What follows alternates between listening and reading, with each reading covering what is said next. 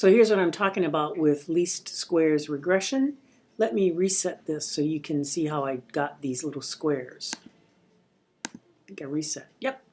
So here's a bunch of dots for a scatter plot, and we want to put our line on it. So I'm going to click this box.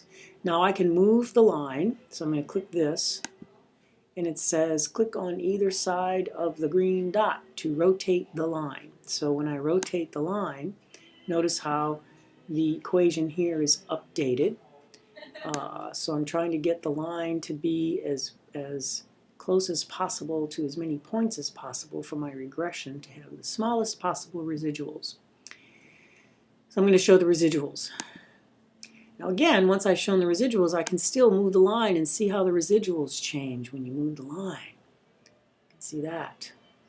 Now, it's really going to get cluttered because I'm going to say show squared residuals. So you're going to see the squares now. You see the little squares.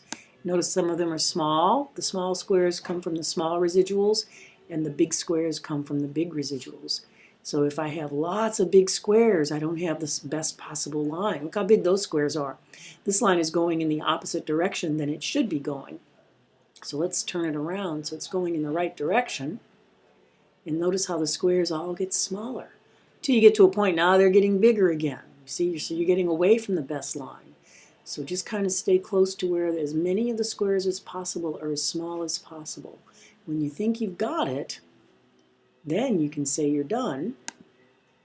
And now I'm going to take away the squared residuals and the residuals, and I'm going to look at the actual regression line and see how close I came.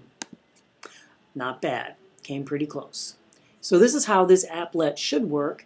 I would recommend that you try using it with the Firefox web browser, not Chrome, because Chrome requires a version of Java that, well, no, take it the other way around. This applet requires a version of Java that Chrome does not have.